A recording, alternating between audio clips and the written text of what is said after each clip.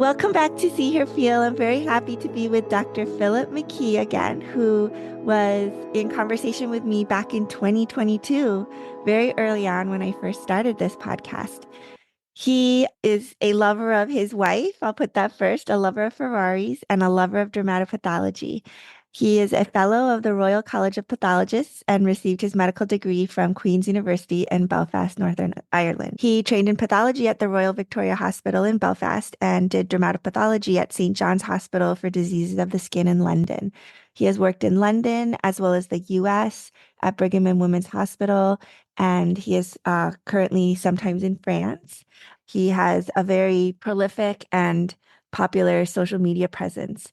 In addition to all that, he is the well-known author and editor of several books, including Pathology of the Skin. He's been awarded multiple awards, including the Elson B. Hellwig Lecture Award by the American Society of Dermatopathology. Welcome to Phillip. Thank you very much, and it's nice to be back. Yeah. So I'm supposed to give a lecture at the American Society of Dermatopathology in the fall on various things like wellness, flourishing, emotional intelligence, avoiding burnout, work-life balance, managing workload. Some of those things we touched on back in 2022, but I thought it would be nice to just touch base with you again. Sure, absolutely. Absolutely. I remember last time you said that you did encounter some degree of burnout when you were writing your textbooks, maybe because you were writing more than one at the same time, and you were able to successfully hire Gracie, your wife, as an editor, which helped you. Can you just talk a little bit about that? That's absolutely true. I don't know how I ended up doing it, but I was working on 3 books simultaneously. And this was such a bad idea, and it really was. But the trouble is, it's very hard to say no. I found in my life that's the most difficult thing for me is ever saying no. So when someone comes up with a suggestion, I think, oh, that sounds like a great idea. So I say yes. And then, of course, I come to regret it. And I was having a very tough time. I was working on those books, and I also had a consultation practice as well. And when you added all that up, it was a recipe for something to go very wrong. And fortunately, I was able, as you put it nicely, I hired Gracie to become my editor. She took a lot of the burden from the book side of things off my shoulders. So I managed to come through relatively unscathed at the end of it all. Yes. I remember you mentioned last time we spoke about saying no, that it is very difficult for you. I think it's difficult for a lot of us, especially when we're very excited about what we do and things sound fun and interesting, like you said. But do you have any ways that you have successfully said no? The answer to that is no, I haven't. I think you hit the nail on the head. We all love what we do. It's not a job, it's a way of life. And I'm 76 now, and I'm as busy now as I was 20 years ago because I can't stop it because it's what I do. And it's why I get up in the mornings. It's the whole purpose of the day. If I didn't have a day with a chunk of Dermpath, it would seem horrible. And I don't know anybody who actually has a proper work balance either. Yes. I mean, it just doesn't really happen. I don't see how it could. The thing is this, how I view it is you're there to do a job and you've all these patients get biopsies taken. And to me, it's a tremendous honor. It really is an immense honor that you get that specimen and have the privilege of looking at it and deciding what you think the patient has got. I was very aware that when I looked down at the microscope, that there was somebody, and that somebody was depending upon me. That puts pressure on you. That does take its toll because You can't let up your guard. You have to give 100% of yourself. Even if it's an epidermoid cyst, it might have a melanoma in the wall of it for all you know, even if the first glance suggests it's nothing. And that makes life quite tough. Yes. Another thing that I've been really interested in more recently is error and misdiagnosis and really seeing everything that is relevant to the patient in that slide. So if there's an epidermoid cyst and maybe a little bit of actinic keratosis on the surface and you don't see the actinic keratosis, it doesn't matter. But as you just mentioned, if there's an epidermoid cyst and there is some melanoma in it, that is a big deal. It would be important to notice that and note and document. But we're human, and there is this big responsibility to the patient to do 100%. How do you prevent yourself from slipping Making from that? mistakes. Yeah.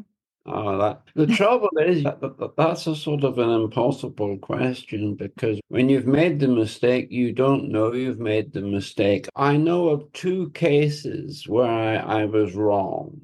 I'm sure there are hundreds of where I was wrong, but I don't know about them. But I know of one. I'll tell you, it's a wonderful story, actually. I was at St. John's at the time in London. And there was a resident who she and I didn't get on very well, put it that way. And she came up to me one day and she said, Dr. McKee, I'd like you to look at this case. And my heart sank because I thought, I don't know, I don't trust you. So there's bound to be a sting in the tail here. So I looked at it and I said, that's a melanoma. It's a nevoid melanoma. And she said, oh, that's great. Well done. Now, would you like to look at the slide that you reported 2 years ago? So I looked at the slide I reported 2 years ago and I called it a mitotically active compound nevus, which extended to margin. It was actually a nevoid melanoma that I'd missed. I didn't hear anything more about it other than I know I didn't get sued, which was a great relief. And then I had a case in Boston, and it was horrible, actually. I reported this case as a compound nevus, and it recurred shortly thereafter. And I saw the recurrence, and it was melanoma. And I looked at the previous biopsy, and it was clearly melanoma. And then I looked at the cases on either side. Both either side were compound nevi. And so it became obvious to me that I'd lifted the wrong slide up. So I contacted the clinician and told him what had happened. And I spoke to human resources and told them what had happened. But the patient was so nice. Patient got in contact and said, "Don't worry about it. It didn't make any difference because it was only a couple of months. It wouldn't have changed anything." So it was so nice that rather than ending up in court, Yeah. the patient reassured me rather than the other way around. So those are my two experiences of misdiagnoses that I know of. Yeah. You're absolutely right. And we wouldn't make the error if we knew we were making it. Yes, I think one of the problems that can arise is if there's an entity you've never heard of that looks awfully like what you call something, but it isn't that something, it's the thing you've never heard of. And that can be a problem. It's very hard to keep up to date with the literature. Very difficult, particularly as I'm retired and I work hard trying to pick up stuff, but it's very difficult. I agree. Knowledge itself is doubling every couple days. That was even maybe 5 years ago that I read that. And medical knowledge, the same. I read it was in a medicine type journal. So it wasn't about dermatology or dermatopathology per se, but they were saying if they just chose 10 top journals or something and said they were going to read them cover to cover, it would take 22 hours or something per day. I You know, can't I read mean, everything. it would be very tedious too. Yes. Yeah. I must say, I find social media is a great way of seeing things you've never heard of. There's a lot of Absolutely. stuff get people post, and it's great. I think, wow, that's fantastic. Absolutely. I agree And with I, you. It can be longer, but it can be very small, short bites of mm, information. You have such a wonderful relationship with your wife, and she edited for you when you were working on those three books. And I know you said that you met her in the United Kingdom before you moved to Boston. I think relationships, probably late in my life, I'm coming to realize this, but they are so important to well-being and trying to have some sort of balance of the things that we love, the people versus the work that we do. Do you have any comments on any of that? Yeah, absolutely. I think if you're going to survive, you have to have. I can't imagine her life without Grace. She's been very much the rock upon which I've survived. And it works both ways. I'm a great supporter of hers. She's now a full-time professional artist. So it works both ways. But lots of people aren't married or don't have partners or don't have relationships and manage very well.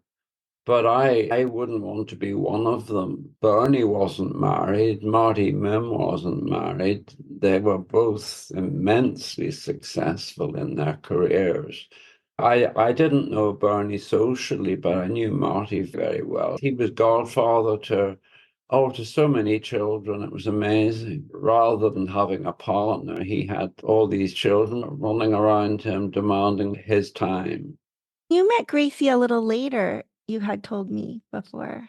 Yes, we met when I moved to London in 78, and we got together in the early 80s. We both had prior marriages which we had to extract ourselves from, and which we did obviously, and then we got married, and here we are a long time later. So we've been together for, gosh, over 40 years anyway. Mm. 45 years, maybe. It's quite a long time, a Yes, lifetime. it's a lifetime. Yeah. Gracie was a pathologist as well, Yes. and now she's an artist. The thing is, she was a cytopathologist, which is all about color rather than patterns that we're used to. I think cytopathology is more color. And so painting is a natural progression in a sort of a funny way, Mm, I think. I I, see. yeah. Yes. And I do think that's important to change, right? To progress, to use the word you just said, to not, even though you might be doing DermPath for 60 years or something, you're not exactly doing the same thing. It's been so fun to talk to you. Do you have anything you want to end with? The only thing is a bit of advice to people. If you're going to do something, give 100% of yourself. Don't give anything less. Give what you'd expect in an airplane.